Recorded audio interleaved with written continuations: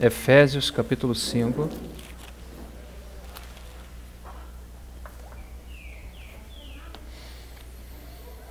Vamos fazer a leitura dos versículos 22 até o versículo 32.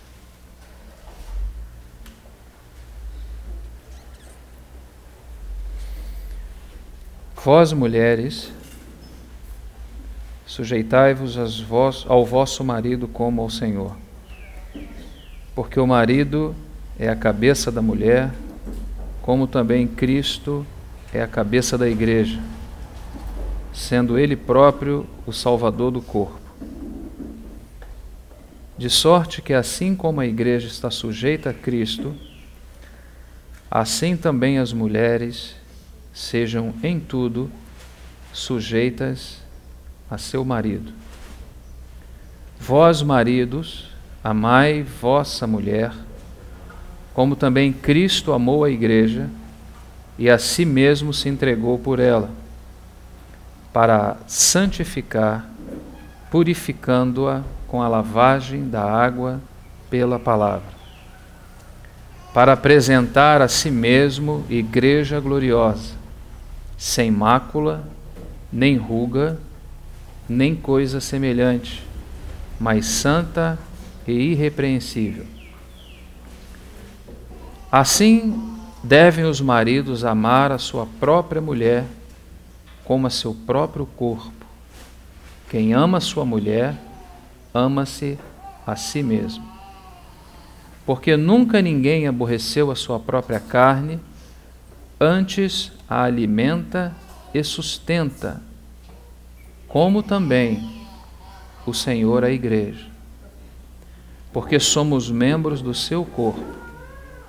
Por isso, deixará o homem seu pai e sua mãe, e se unirá à sua mulher, e serão dois numa carne.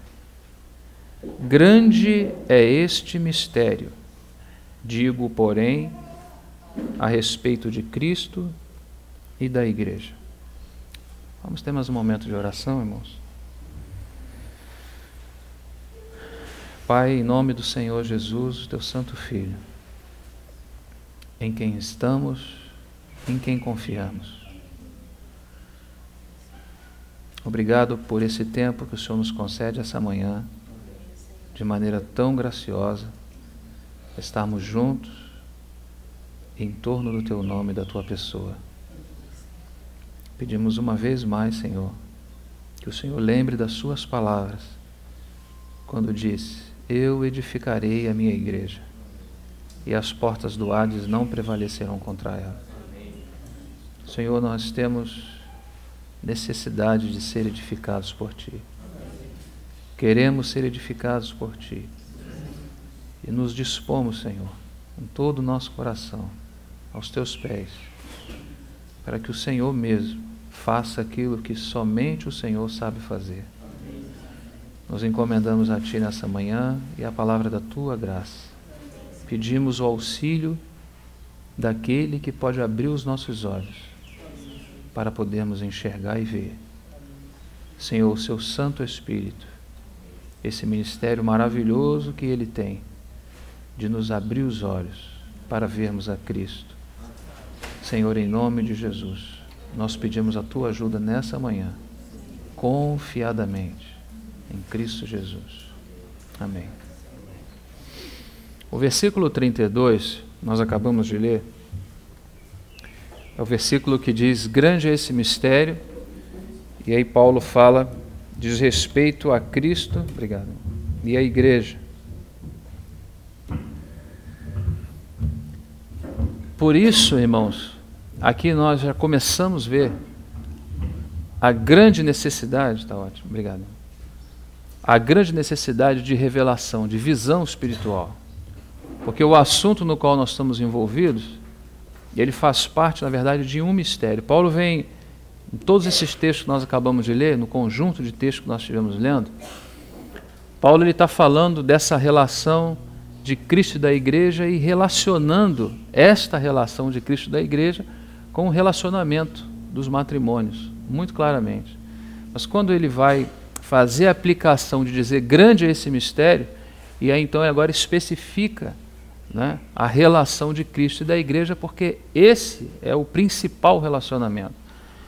E o casamento e o matrimônio, na verdade, é uma figura desse relacionamento. É como se Deus, como falávamos ontem, é como se o Senhor colocasse uma forma miniaturizada de testemunho visível, presente nas famílias, né, para que essa relação de Cristo e da igreja não fosse apenas uma coisa tão somente teórica ou abstrata, fosse real e começasse essa realidade a partir dos matrimônios.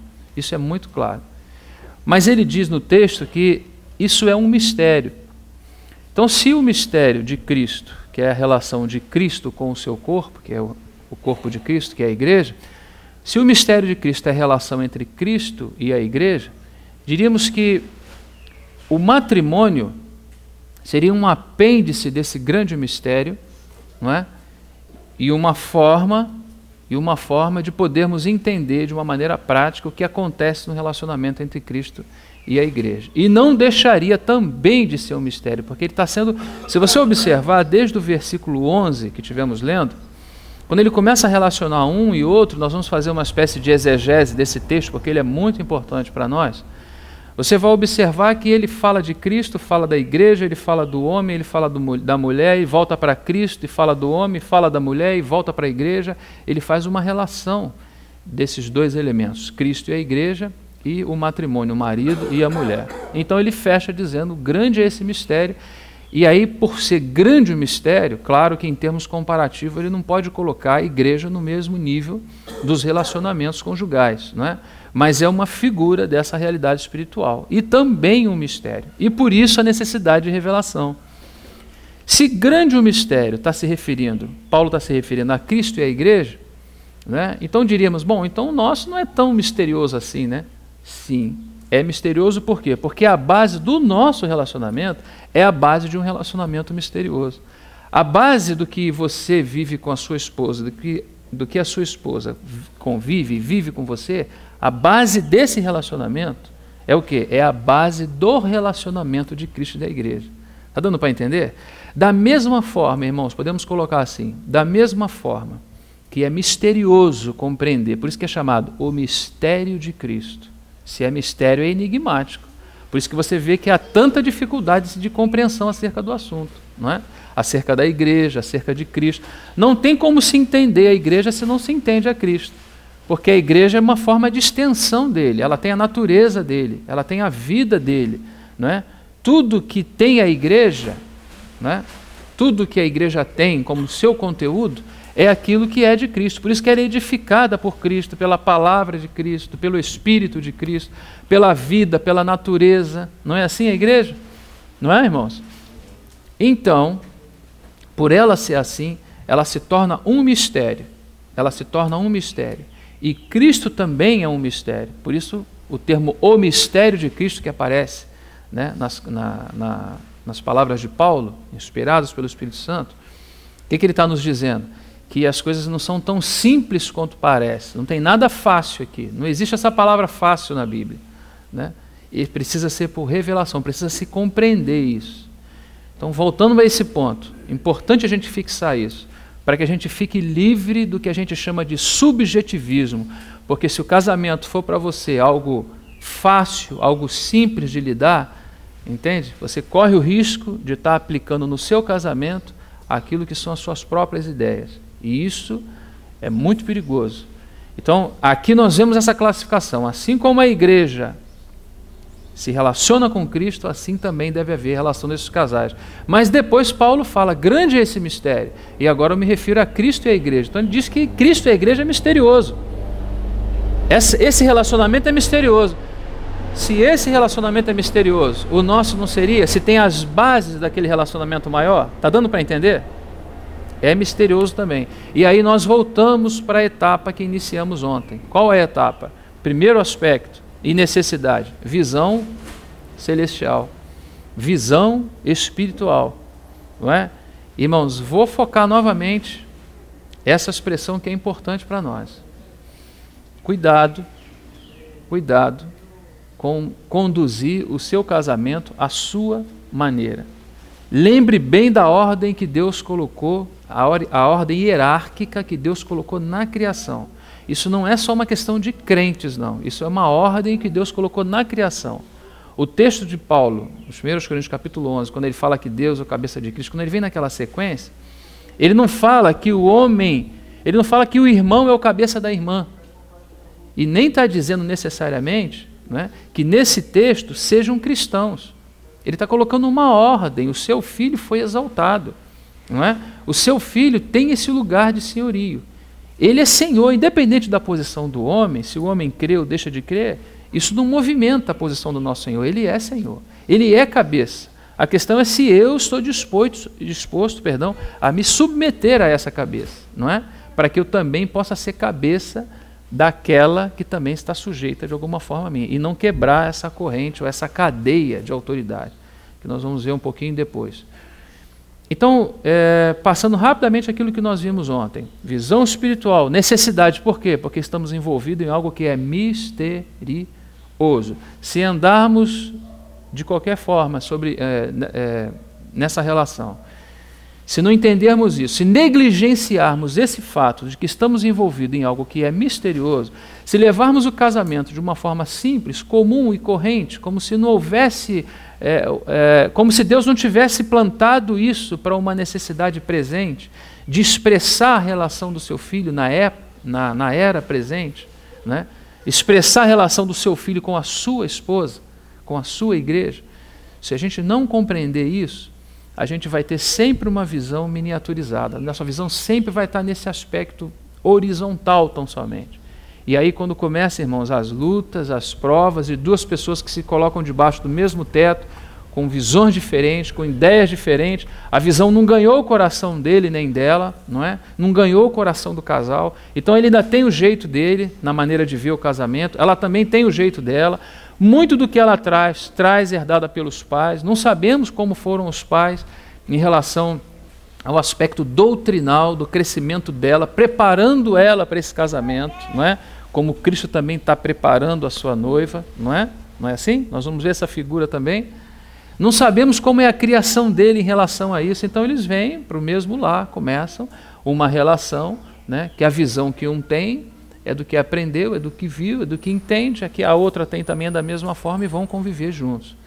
Então a primeira coisa que nós temos que entender, não adianta a gente falar, oh, irmão, faça isso, faça aquilo outro, faça assim para agradar ele, não tem nada a ver com essas relações. Essas relações, elas não começam na terra, elas começam nos céus, elas começam no coração de Deus, e ainda na eternidade, porque foi algo que Deus planejou. Se você olhar Efésios capítulo 3, a partir do versículo 8, 9, 10, quando chega no 10, que ele fala, para que agora pela igreja a multiforme sabedoria de Deus seja conhecida. Deus quer se fazer conhecido. E aí ele utiliza o organismo, que é chamado igreja, que nós sabemos, não é? Para se fazer conhecido nesse organismo. Né? E logo no versículo 11 ele diz, segundo o eterno propósito que fez em Cristo. Olha, o propósito é eterno. De vez em quando aparecem umas coisas aí que chamam de propósito, a pessoa começa a ter umas experiências, aparecem, né, umas experiências estranhas, mas começa hoje e termina amanhã. Né? O povo de Deus é muito envolvido com experiências de modas, né? Uma hora é uma coisa, outra hora é outra. No que nós estamos envolvidos é eterno. Está no coração de Deus na eternidade, segundo o eterno propósito de Deus que fez em Cristo Jesus. Esse de manifestar através da igreja a multiforme sabedoria de Deus. Por quê?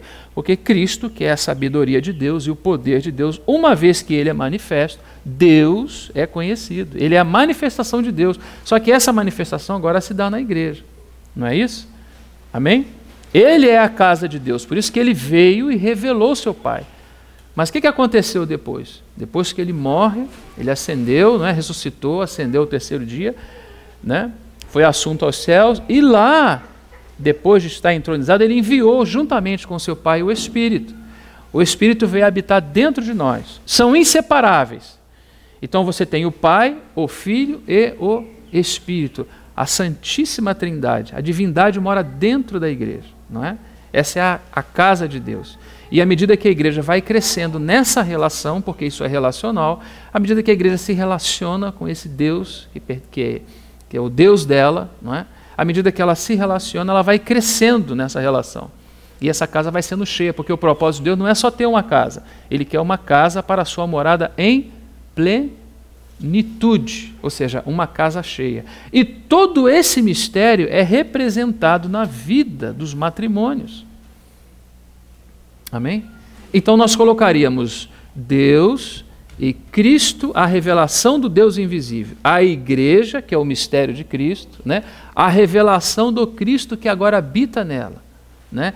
E o casamento, onde ficaria? Exatamente abaixo da igreja, né? O casamento é aquele que representa as relações de Cristo e da igreja, como as relações de Cristo com o seu Pai.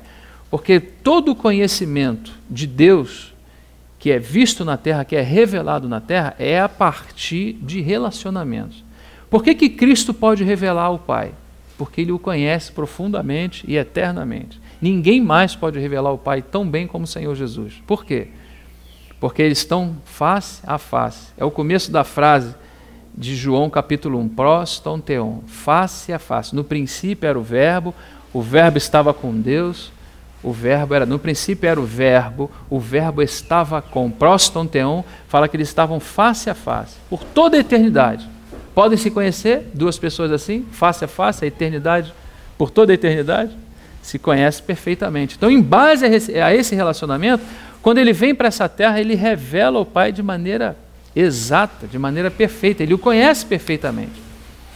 Quando ele nos chama para o relacionamento, com Ele, por isso que nós estávamos falando ontem desse aspecto vertical e horizontal na obra de Deus. Por quê, irmãos? Nós vamos ver alguns pontos que vão nos mostrar que é impossível se viver a vida cristã nesse nível que Deus demanda de nós. Agora mesmo a Deus estava lendo o capítulo 3 de Efésios, não é? E depois ele mencionou as bem-aventuranças. Irmão, como nós vamos ser? Como vamos fazer para ser conforme está escrito nas bem-aventuranças? É muito complicado para nós. A nossa natureza parece que é diferente a isso que está sendo demandado de nós.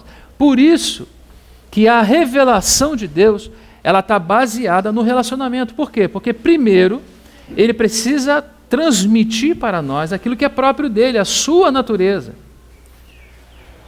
O que é para nós mandamentos de Deus, para Deus é apenas movimentos comuns. Por exemplo, amar. Diz que nós temos, os maridos devem, está escrito aqui, é um dever, eles devem amar. Aí você fala assim, mas como, irmão? Como é que eu vou fazer isso? Aí você pensa na flor, né? Aí você pensa em agradar, lavar uma louça. Existem aspectos realmente práticos desse amor. Mas esse amor que ele está se referindo aqui, você vai ver comigo, por esse texto que nós lemos, que esse amor aqui é dar-se. É dar-se. Né? Não é dar algo, é dar a você mesmo, é amor sacrificial. Então, por demandar algo tão alto, o que Deus precisa fazer conosco? Precisa nos comunicar aquilo que é próprio dele. Se ele tem tanta facilidade para amar, então ele precisa nos comunicar essa facilidade. Essa é a sua natureza. Ele não comunica a sua essência, ele não comunica o seu ser como Deus. Ele é Deus e ponto. Ele é onisciente, onipresente, onipotente. Nunca nenhum ser humano, nem nenhuma outra criatura vai poder ter ou gozar desses atributos. Só pertence a Ele. Só o Pai, o Filho e o Espírito Santo têm esses poderes, que têm essas virtudes que fazem parte da sua natureza, da forma mais intrínseca, né, da sua essência, da sua constituição. Nós somos humanos, Deus é divino, ponto. Não tem como misturar isso. O que ele reparte conosco? A sua natureza, a sua forma de agir, porque a essência constitui o ser, e a natureza é o modo particular do ser existir. Dá para entender?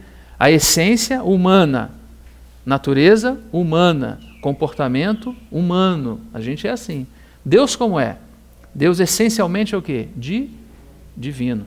O Pai, o Filho e o Espírito. Só esses três possuem a divindade. Não é assim?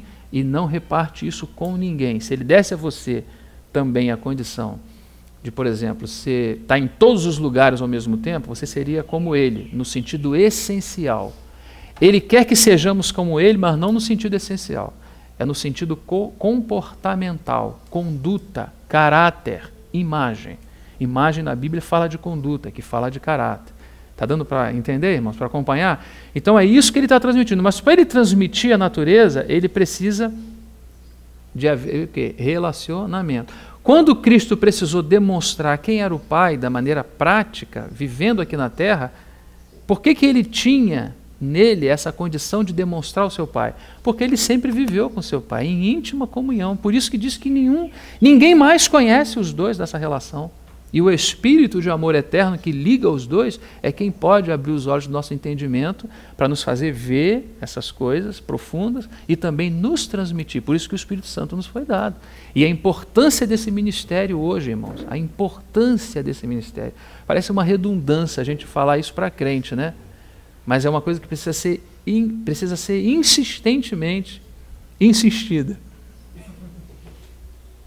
Né? É uma redundância, mas cabe bem. A gente precisa insistir bastante, porque sem o ministério do Espírito, nós ficamos sem a transmissão da natureza. É Ele que transmite a essa natureza. Não é? Esse comportamento, a gente depende demais. Não existe relacionamento, né, que possa gozar do bem e transmitir o caráter de Cristo, se não tem a influência direta do Espírito Santo. Hoje a igreja está recebendo influência da televisão, né, irmãos? Os cânticos, muitos que nós cantamos, são influências de pessoas que, irmão, não julgando ninguém, por favor, não posso fazer isso, não tenho o direito de fazer isso. Um dia o Senhor julgará todas as coisas. Estamos apenas mencionando os caminhos que estão diante de nós e que podemos tomar de uma forma equivocada. Às vezes nós cantamos coisas que não têm nenhum sentido. Graças a Deus temos cantado coisas coerentes por aqui. Mas às vezes cantamos coisas que não têm nenhum sentido. E cantar e louvor faz parte do sacerdócio. Não é? Não são frutos dos lábios que confessam o seu nome? Não é isso o louvor? Então toda vez que nós abrimos a nossa boca, temos que falar de coisas que estão identificadas com Cristo, que são realidades de Cristo. Amém? Amém? Um dia eu vi que alguém queria lamber os pés de Jesus. Tem umas coisas que são totalmente incoerentes. Elas não refletem a realidade do próprio coração e entram nas loquacidades da vida almática e sai por coisas que não condizem com a realidade. Nós precisamos cantar aquilo que é real. Louvor é aquilo, são lábios que confessam aquilo que está identificado com o nosso Senhor. Você dizer que Ele é bom, que Ele é amável, que Ele é o seu Senhor, etc, etc. Tem muitas palavras que nós podemos dizer e tem muitas que nós não devemos direcionar a Ele. E isso faz parte do nosso ministério sacerdotal. O sacerdote ele foi colocado para oferecer sacrifícios neotestamentários, sacrifícios do Novo Testamento. Não são aqueles sacrifícios que são tipológicos. Agora nós estamos na realidade espiritual. E temos que entender isso. Um deles é o louvor. E não o louvor no momento em que nós estamos reunidos, não é? O louvor que a todo tempo podemos abrir nossa boca e às vezes até sem abrir a boca. Podemos em espírito estar louvando, estar bendizendo o nosso Senhor. Essa é a relação que nós estamos sendo preparados para toda uma eternidade. Não vai haver mais nada lá para frente, irmão. Lá na frente, na eternidade futura, depois de alguns acontecimentos, depois de fechar essa era, ainda tem alguns acontecimentos. Mas na era vindoura, dos novos céus e nova terra, você só tem Deus e o seu povo. Você só tem o seu povo e Deus. O que nós vamos fazer por lá? Aquilo que nós estamos sendo treinados aqui. Amar a Ele, não é? Amar a Ele, entender esses princípios maravilhosos que Ele estabeleceu, como o de submissão, o de autoridade, porque Deus é governo, irmãos. Ele não pode abrir mão disso. A graça instituída, a graça entrou no negócio, porque Deus também é graça, não é? É o Deus de toda a graça. Mas Ele introduziu a graça por causa do governo. O governo sempre foi o assunto de Deus. Mas veja, ainda que pouco a pouco Ele está nos conduzindo para debaixo desse maravilhoso governo, quase que sempre nós escorregamos aí, não é? E quando nós escorregamos, quando nós cometemos pecados, o que ocorre? Né? O pecado é aquilo que quebra a regra, né, que Ele estabeleceu. Então existe a introdução da graça, o momento em que você pode voltar para Ele e dizer, Senhor, me perdoe, eu errei. Não é? Imagine se Ele estabelecesse o governo, estabelecesse as ordens e dizer, olha, se errar você está fora. Quantos ficariam? Quantos ficariam? Todos, sem exceção. Então Ele introduz a graça. Né? Na graça, dentro desse contexto de graça, você tem o sacrifício do Senhor, você tem o sangue, você tem o perdão, você tem a água, você tem a palavra. Está vendo? Tudo que é para que você possa retornar para debaixo do governo. Porque um dia será apenas Deus e o seu povo. E o princípio governamental de Deus nunca mais será quebrado. Nunca mais será quebrado. Então, irmãos, nós realmente estamos envolvidos em algo que é maravilhosamente governamental. Foi Deus quem estabeleceu. E aí nós introduzimos ontem dessa forma: visão celestial, visão do propósito de Deus em relação ao casamento. Segundo passo, alvo. Visão gera para nós o quê? Alvo. Teremos um alvo, irmãos. Nós temos um alvo a perseguir. Algumas vezes eu mencionei para a Nana uma coisa, dentro da minha experiência, dentro do meu próprio lar. Falei: minha filha, a gente não pode dar só comida para essas crianças. Essa não é a nossa tarefa. Precisa dar comida porque eles precisam sobreviver, não é? Mas esse é só o aspecto biológico das coisas, não é? Outros fazem pesados investimentos no aspecto intelectual, não é? Bom, vou trabalhar meu filho desde cedo, vou matriculá-lo numa escola particular, vou me dar meu jeito para resolver que ele seja alguém preparado para a vida. Você está trabalhando a esfera psicológica dele, mas ele não é só um ser psicológico. Bom, meu filho vai entrar na melhor universidade, porque eu vou pagar o que eu não tive. Não é assim, nosso pai, não fazemos isso? O que eu não tive, ele vai ter. A gente não tem essa filosofia? Não tem?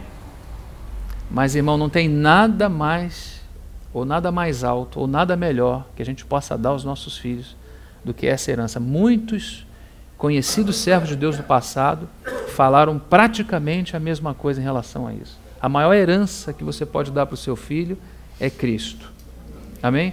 Todas as demais coisas são temporais. A comida, vamos até dizer assim, onde come 2, come 3. Ih, engravidou, não tem problema. Ih, começa a chorar, de novo, Jesus tem misericórdia. Aí vem os irmãos e falam: irmão, não tem problema, irmão, fique em paz, o Senhor quem deu, o Senhor é quem deu. Onde come 2, come 3. É mesmo, vai comer mesmo, vai ficar gordinho e tudo. Fica tranquilo. O outro aspecto é esse aspecto intelectual, prepará-lo para a vida, prepará-lo para a vida. Mas, irmãos, a vida aqui é tão curta. Eu não digo que não tenha que preparar, tenha que se preparar sim, não é? Para poder depois até vai constituir família e poder prover também para a família o melhor. Não resta a menor dúvida. Eu estou colocando aqui uma ordem de valores hierárquica que a gente encontra na palavra de Deus. O primeiro, irmãos, que tem que ser preparado é o espírito. Não é? É esse aspecto, porque do espírito vai haver governo para a alma e para o corpo. Se você prepara o corpo, não preparou o aspecto psicológico, nem tampouco o espírito. Comeu, ficou grande, depois deu em quê? Então o investimento ele precisa ser desde o espírito, porque o espírito é quem vai ganhar a visão, o espírito é quem vai ganhar o alvo, não é? E o espírito é quem vai fazer ele percorrer pela visão que ele ganhou. Nós vamos, se o Senhor nos permitir, talvez mais tarde, na reunião à noite, nós vamos mencionar um pouco sobre essa questão da posteridade, que é algo tão importante. Como a gente precisa semear, irmão, a necessidade que a gente tem de semear, não é? Porque precisa haver posteridade. Nós não vamos ficar muito tempo por aqui não estou rogando praga não. Mas esse mundo, o tempo passa muito rápido. E a sua descendência precisa dar continuidade aquilo que você creu, aquilo que você entendeu por verdade e que é a verdade, a sua descendência precisa dar seguimento à posteridade. E às vezes a gente não pensa nisso. A gente não pensa nem em relação a alguns irmãos aqui não têm filhos ainda. Mas é interessante que quando você recebe, não aconteceu comigo isso, espero que demore um pouco ainda, estou me preparando. Quando aparece um varão lá na sua casa, você que tem filha, que tem menina, né, moça, aparece um varão lá, né? E aí senta com você, e aí agora quer falar com você acerca da sua filha. Eu já vi, irmãos, assim, já vi casos assim de dar dor de barriga, de dar febre, não conseguir dormir à noite. Enoque está me olhando ali com os olhos regalados. E realmente, por quê? Por que esse sentimento é assim? Porque a gente cria os filhos para a gente, não é? A nossa intenção sempre está relacionada a nós mesmos. Mas os filhos são para o Senhor. Eles para o Senhor em que sentido? No sentido de dar continuidade à obra contínua de Deus. Isso foi o que aconteceu no povo de Israel. Depois que morreu Moisés, assumiu Josué, seguiu a sequência. Depois que Josué morre, é introduzido o livro de Juízes, e você vê logo o quê? não é? Dormiram os pais e os filhos não deram continuidade àquela sequência que os pais viam. E aí agora Israel todo vai entrar num cativeiro, porque não há sequência. Eles agora vão adorar Baal, eles agora vão adorar o Deus, porque se não encontra o Deus verdadeiro, não precisa procurar Baal não, irmãos. A Bíblia não ensina que alguém procurou Baal. Se não encontra o Deus verdadeiro, vai encontrar o falso. Não é? Por isso que de uma forma comparativa, analógica, a gente pode, como eles fazem nas notas, né? Eu já ouvi alguma vez alguém dizer isso, e parece ser verdadeiro, que para você conhecer uma nota falsa, os especialistas, eles não se especializam no falso, eles se especializam no verdadeiro. Recentemente, houve uma falsificação de notas de $100 em massa nos Estados Unidos, e a maneira que eles descobriram que essas notas eram falsas era que elas eram mais perfeitas do que a verdadeira. Só que eles não são especializados no que é mais perfeito ou menos. Eles são especializados naquilo que é verdadeiro, que é a nota verdadeira. Eles se especializam naquilo. Então, se tiver uma mais verdadeira do que aquela, é falsa.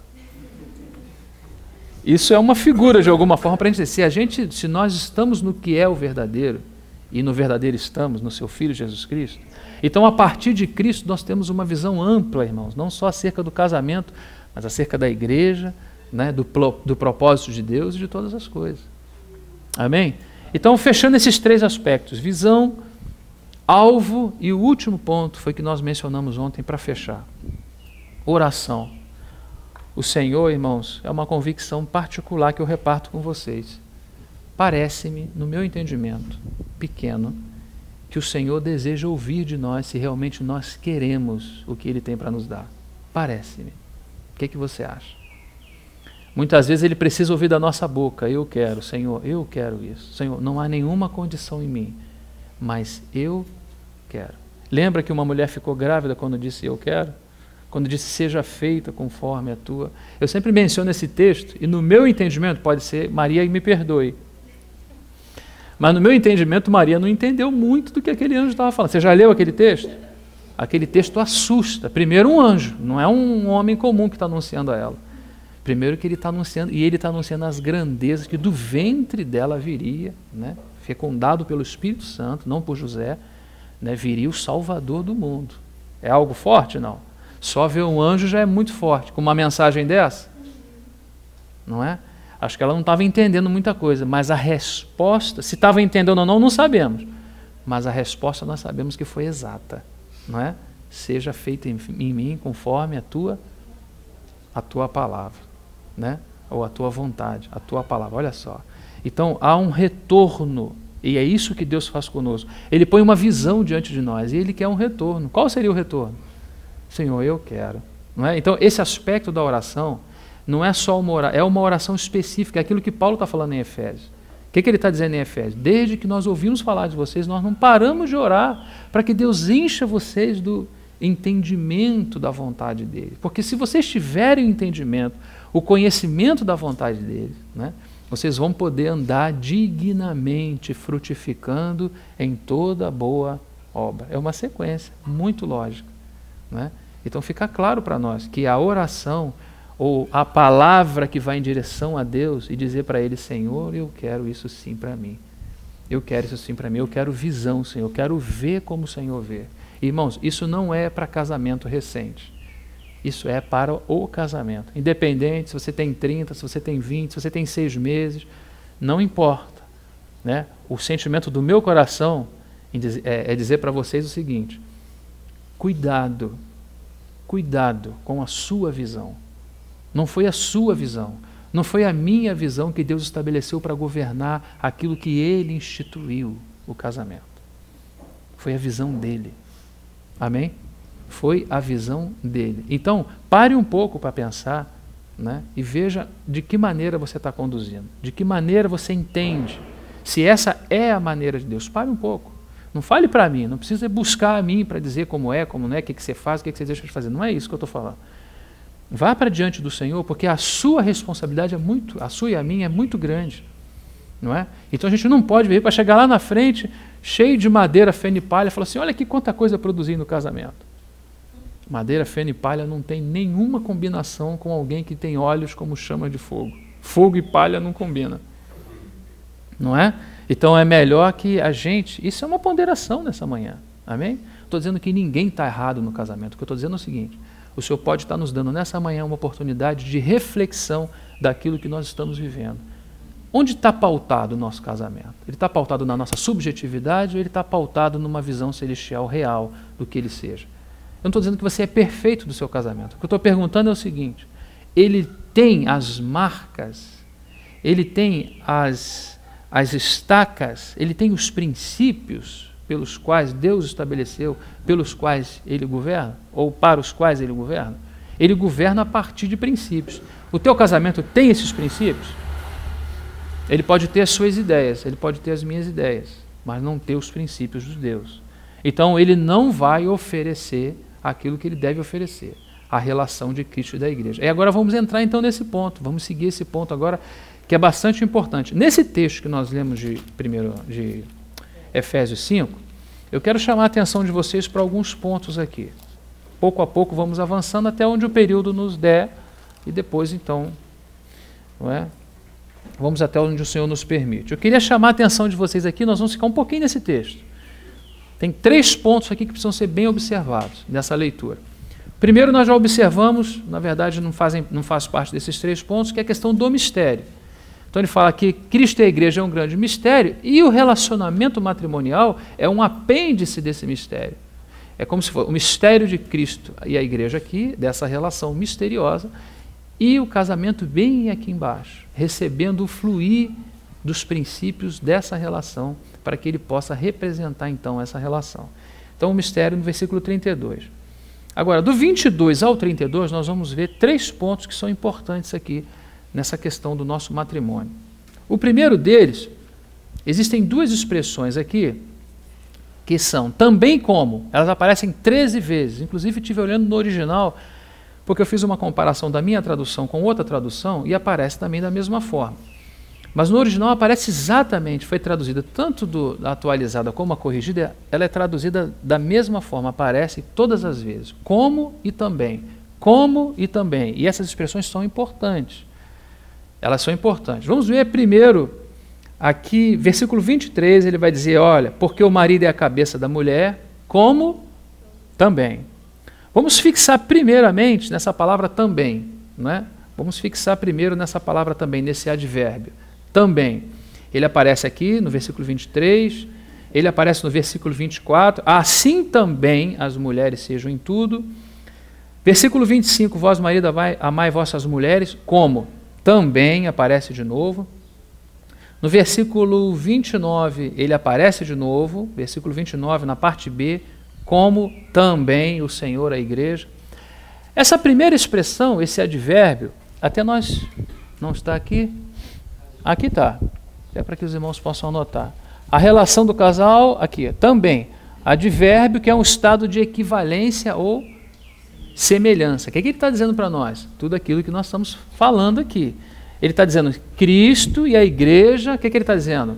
Também o homem, ou o marido e a esposa. Nas relações, Cristo ama a igreja. Também o marido ama a esposa. A igreja se sujeita a Cristo. O homem se sujeita à mulher. Não é não? Ao contrário, Enoque? Ao contrário, né, irmão? Você está vendo?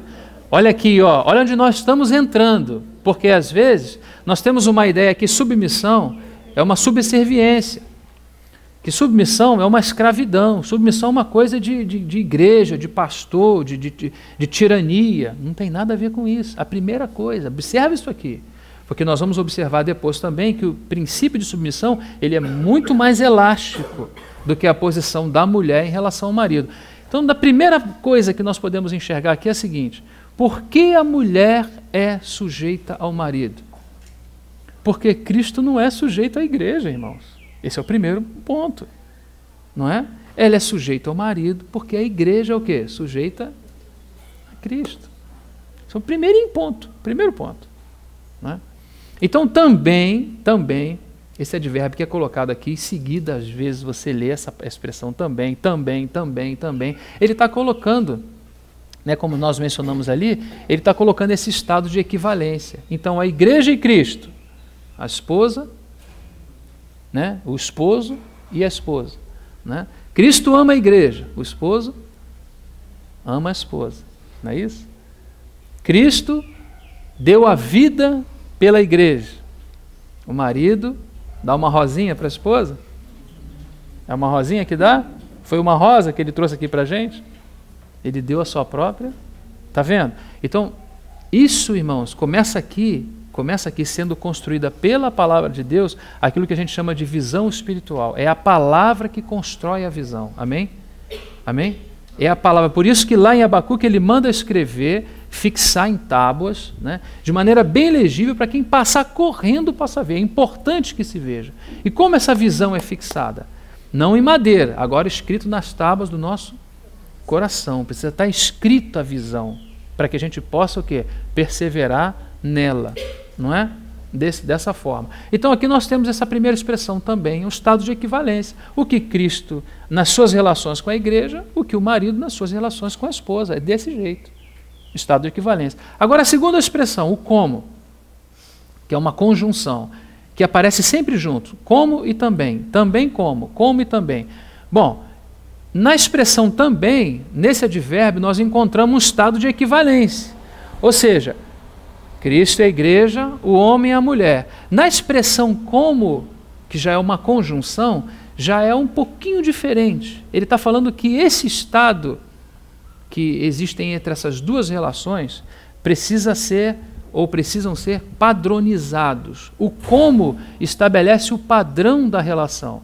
O que ele está fazendo com a palavra como? Ele está dizendo assim, assim como Cristo é com a igreja, assim como, ou seja, da mesma forma, da mesma maneira. Irmão, isso aqui é algo que precisa nos fazer pensar. Porque isso aqui vai tirar a ideia de que o casamento é apenas relações que estão relacionadas à terra, ao mundo, né? A questão de crescer junto, de pagar a conta e de não sei o de quê e tal, coisas relacionadas à terra. Não tem coisas relacionadas à terra no casamento. O casamento ele vem para a terra para quê? Para ser uma expressão vivida de uma realidade espiritual que é de Cristo e da igreja. Então Deus estabelece duas coisas aqui, que aquilo que Cristo é, a igreja também deve, Cristo e a igreja são aquilo também que o casal deve ser. Também, quando ele diz também, vou repetir, quando ele diz também, o que ele está falando para a gente? O que ele está dizendo para a gente? Que ele colocou as coisas em estado de semelhança. Isso aqui é assim, isso aqui também é assim. Isso aqui é assim por causa disso aqui. Mas quando ele fala como, irmãos, como ele estabelece o padrão.